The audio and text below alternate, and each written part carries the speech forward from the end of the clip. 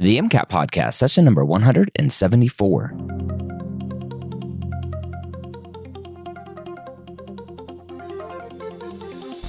A collaboration between the medical school headquarters and Next Step Test Prep, the MCAT podcast is here to make sure you have the information you need to succeed on your MCAT test day. We all know that the MCAT is one of the biggest hurdles you'll face as a pre-med, and we're here to give you the motivation and information that you need to know to help get you the score you deserve so you can one day call yourself a physician. Now, welcome to the MCAT podcast. My name is Dr. Ryan Gray. Thank you so much for taking some time to be here today to learn from myself and Phil from Next Step Test Prep. If this is your first time listening, welcome to the MCAT podcast. Don't forget to subscribe in Apple Podcasts, Google Podcasts, Spotify, wherever you listen to podcasts. We're going to dive into another great subject today, diving more into psych soc and much more. We're going to dive into some more great MCAT information for you today. Let's go and say hi to Phil. Phil, back for some more MCAT podcast. I think this week we're going to talk about some social interactions, which I know you kind of struggle with sometimes, but because I'm locked down in my basement, right? I got to get out there and see the sun. Actually, like the winter, sun hours have been killing me. My sleep cycle is all messed up. You need to get one of the sad lights. Yeah, exactly. The seasonal affective disorder lights, not just ones that are sad, in case you guys are trying to shop for one. Yeah. The blue lights, they're sad. It's the best acronym I've ever heard. SAD, seasonal affective disorder. Yeah. Okay. So again, we're digging into this AAMC outline. Again, if you haven't listened to any of the previous episodes, I super recommend you do. The last month or so, we've been diving into this outline, really helping you understand what's on the MCAT. And especially for this psych soc section, which is really hard to say, diving into some of the more complicated definitions and potentially seeing how they will show up on the test. Yeah, exactly. So we're going to do a little bit of role playing. All right. Actually, probably not. We're going to talk about roles though. And not like, buttered rolls. I know like Thanksgiving Hawaiian rolls. Yeah, those are the good ones. But we're going to talk about role conflict, which is when people fight over those, or role strain. Okay. So first off, a role, like people have roles, right? Like you have a role, I have a role. Hey, my weight has nothing to do with this podcast. You have a jelly roll, right? Exactly.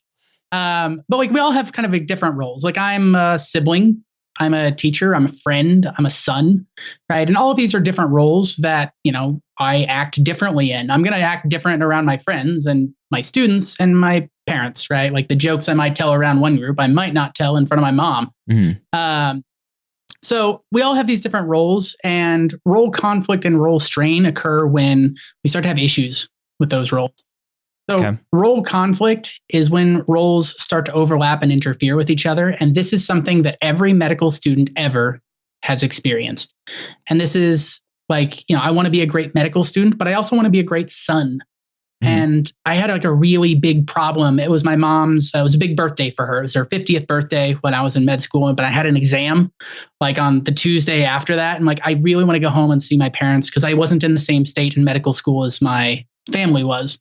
And so I wanted to go home and see my family, be a good son. It's a big birthday, but I also have an exam and like, I want to be a good medical student. And these things do not play nice together.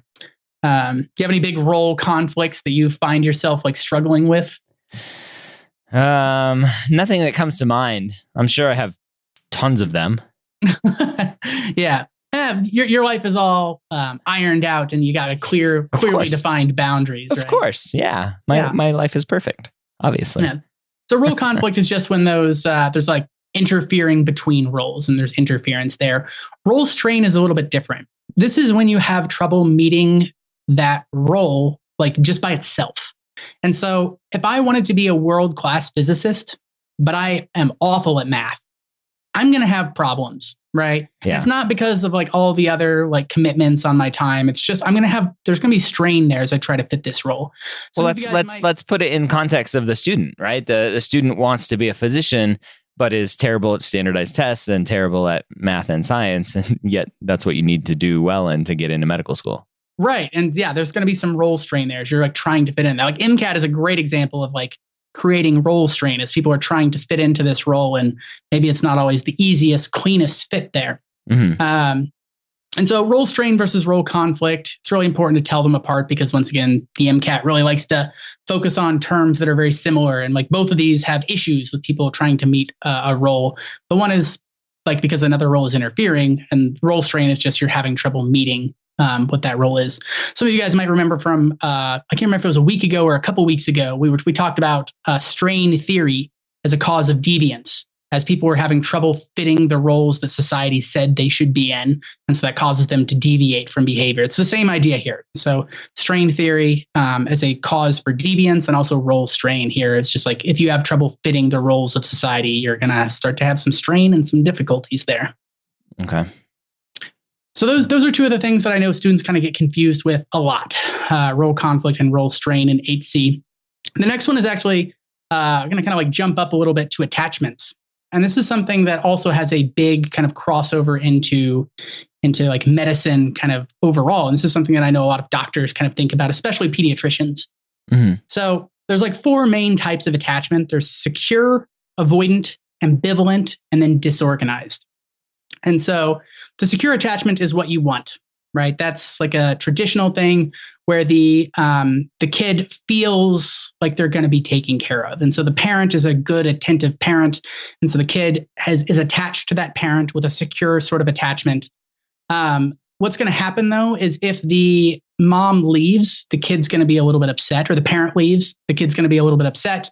But then when the parent returns, the kid's going to feel happier, right? And so this is what we want. I know it sounds weird to say we want the kid to be crying, but we do want the kid to cry when the parents leave, because that means that there's somewhat of a like healthy relationship going on in there. Sadly, that's not always what happens. Sometimes parents can be a little inconsistent, or even worse, like they just don't take care of their kids at all. And so obviously like these are kind of problems, and these are things that are kind of like nice for doctors to be able to recognize, right? Like if you work in the ER, you want to be able to like recognize kind of what's going on with these behaviors. Mm-hmm. So in avoidant attachment, this is when the kid doesn't, like the parent leaves and the kid kind of doesn't care. And then the parent comes back and the kid still kind of doesn't care. And the kid is very emotionally distant, and there's not a lot of things going on there. This means that the kid probably isn't getting taken care of at all. Mm-hmm. And because when the parent leaves, like that actually doesn't change the child's, like, how well am I going to get taken care of? The parent leaves, it makes no difference. Parent comes back, it makes no difference. So the kid doesn't care if they leave or return. Yeah. Versus, so it's kind of like a teenager. yeah, basically. All teenagers have avoidant attachment. Yeah, exactly. Ambivalent is kind of close to that, though. Ambivalent is when the kid doesn't care if the parent leaves. Or I'm sorry, no, the kid is like upset when the parent leaves, but then doesn't care when the parent comes back.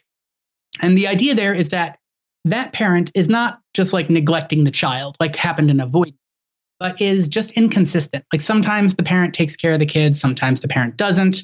And so operant conditioning. Yeah, there we go. Operant conditioning, right? And so like when the parent leaves, the kid knows he's not going to get taken care of. And so when the parent leaves, the kid is sad and upset and like anxious. But then when the parent comes back, that doesn't mean they're going to get taken care of because the parent's really inconsistent. So they kind of don't care when the parent comes back. And so this ambivalent attachment implies that like maybe the parents are a little bit inconsistent with what's kind of like going on there. Yeah. I almost think of like thinking about mental health. If you have a parent with like bipolar or something, some other mental health disorder, it's like the kid doesn't know, like, is it good mommy or bad mommy today? Right, exactly. And you might see like ambivalent, behavior, ambivalent attachment in that sort of scenario. Interesting. If the parent is bipolar or has like borderline personality disorders, a little bit erratic, or honestly, it doesn't always have to be like a big problem. It could be that maybe the parents are divorced and the kid is bouncing back and forth and they don't have someone who's like consistently taking care of them. And so they have like a little bit, they feel like they don't have someone they can definitively rely on to take care of them. So it doesn't have to be like necessarily neglect, which is what a lot of people want to like immediately jump to. Okay. You can also have the last kind is disorganized, which is, I feel like in a lot of vocab stuff on the MCAT, disorganized just means other. right? So you can have like disorganized schizophrenia, which is just not one of the other types of schizophrenia.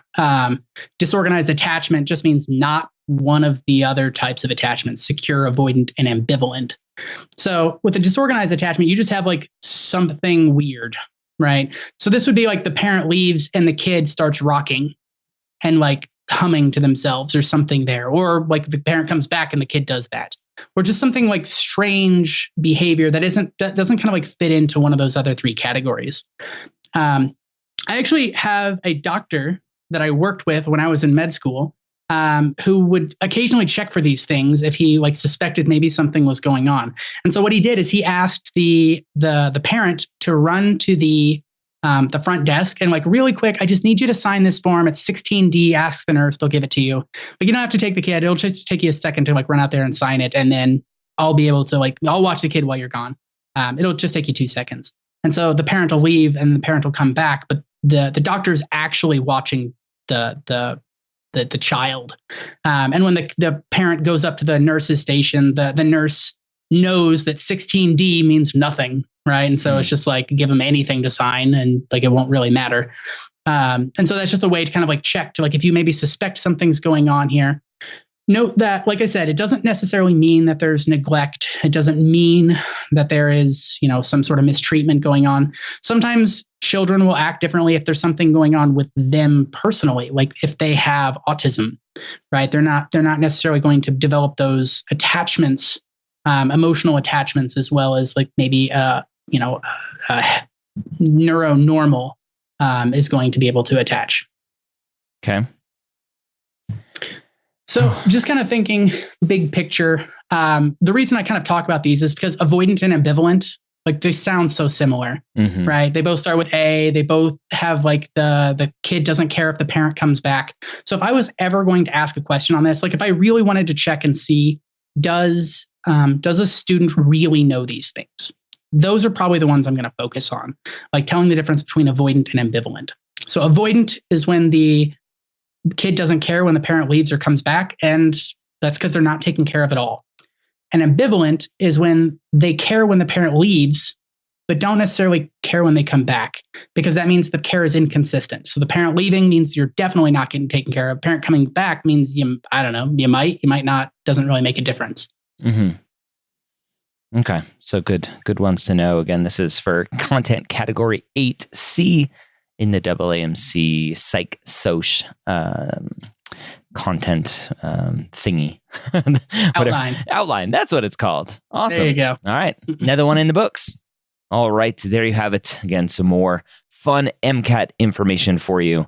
If you are looking for more MCAT information, some more free MCAT information, check out Next Step Test Prep's free diagnostic MCAT exam. When you sign up for their diagnostic, you also get a full-length exam for free. Now, Next Step, I talk about it all the time. Next Step Test Prep has the second best full-length exams out there. Second best only behind the AAMC, the people who make the MCAT. So if you are looking for extra tests or you want a free one, go sign up for their diagnostic and their free first full-length. And if you are looking for anything more, you can use the promo code MCATPOD, that's MCATPOD, to save 10% on any other full-length exams that you may buy from Next Step Test Prep. Have a great week. We'll see you next time here on the MCAT Podcast.